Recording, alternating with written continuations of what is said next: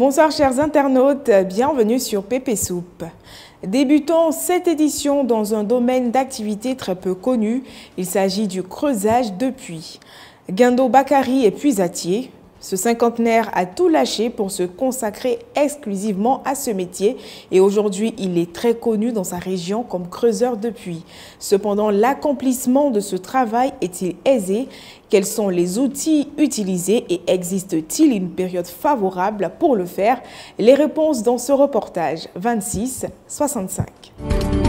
Nous sommes au quartier centre de Bassawa et voici le père Guindo Bakari, 50 ans monnaie, marié et père de 8 enfants. Lui là, quand on prend son CV, on peut lire les professions telles que planteur, transporteur, creuseur de puits, bricoleur, etc. Maintenant, il a laissé tout ça là pour se concentrer sur le creusage de puits là. Il a pris le relais avec un de ses oncles décédés et aujourd'hui il se présente comme l'unique et meilleur creuseur de puits de la région. Aujourd'hui à notre micro, il va nous dire quelle est la période la plus propice pour creuser un puits. La période la plus favorable pour creuser un puits, on peut dire c'est la saison sèche. Parce que pendant la saison sèche, là, vrai que c'est dur de creuser, mais quand tu creuses là, si tu tombes sur un point d'eau là, c'est vraiment ça le vrai quoi. Contrairement à la saison des pluies là, où quand tu creuses là, c'est vraiment la terre mou, c'est facile à creuser. Mais quand tu creuses, au fur et à mesure, tu rencontres de l'eau. Soit là, l'eau là, on arrive et t'engloutit. Mais tu vas croire que non, c'est arrivé. Oh, pourtant là, c'est faux. 2 ou 3 jours plus tard là, vent, c'est parti. Quand c'est comme ça, c'est un peu compliqué. Donc là, saison sèche, perso. Donc voilà. Nous allons maintenant à la rencontre d'un couturier pas comme les autres.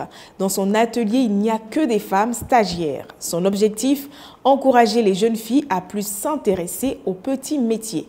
Pour savoir comment se passe la collaboration entre ces stagiaires et leurs employeurs, nos reporters ont été à Bassawa dans l'atelier de couture de Koulibaly Adama, 52-67.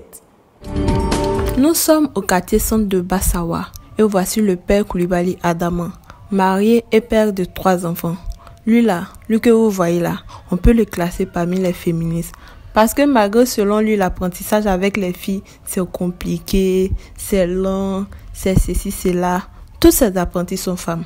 Bon, c'est elles qui s'intéressent à faire des petits métiers, comme la couture, comme ça.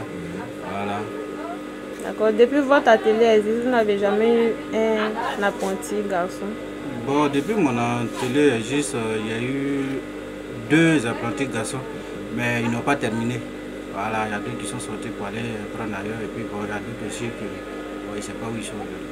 D'accord. Avec les filles, comment ça se passe? Bon, avec les filles, bon, ça se passe bien. Ah, ça se passe bien. Elles apprennent. Avec le temps, on voit que ça va. Bon, avec les filles, c'est toujours la même chose. Hein. Voilà, l'apprentissage, c'est pas facile avec les filles comme les garçons. Voilà, parce qu'avec les filles, il faut du temps.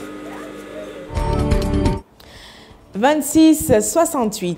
Terminons ce journal dans la ville de Séguéla, région du Worodougou, chez Sucré, un maçon reconverti en coiffeur. Des enfants aux adultes, il réalise des coiffures diverses qui ne laissent pas ses clients indifférents.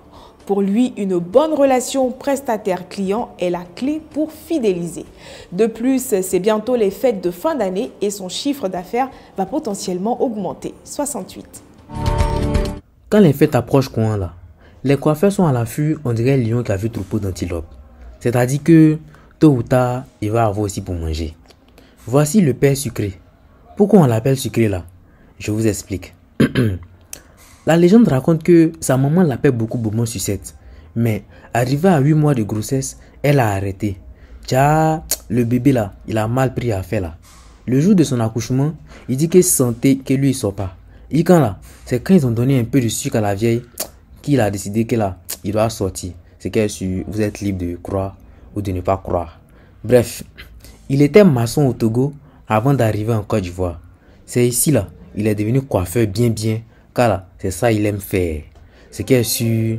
Écoutons-le nous parler de sa vie de coiffeur à Séguéla. Ah bon, c'est que sur nous aussi on se prépare pour les clients. Et puis on l'attend, elle est bon quand même. Ouais. Comme ils vont venir, on les coiffer.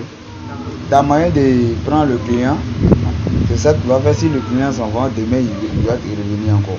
Mais si tu n'as pas bien pris le client là, c'est qu'il ne peut plus revenir ici.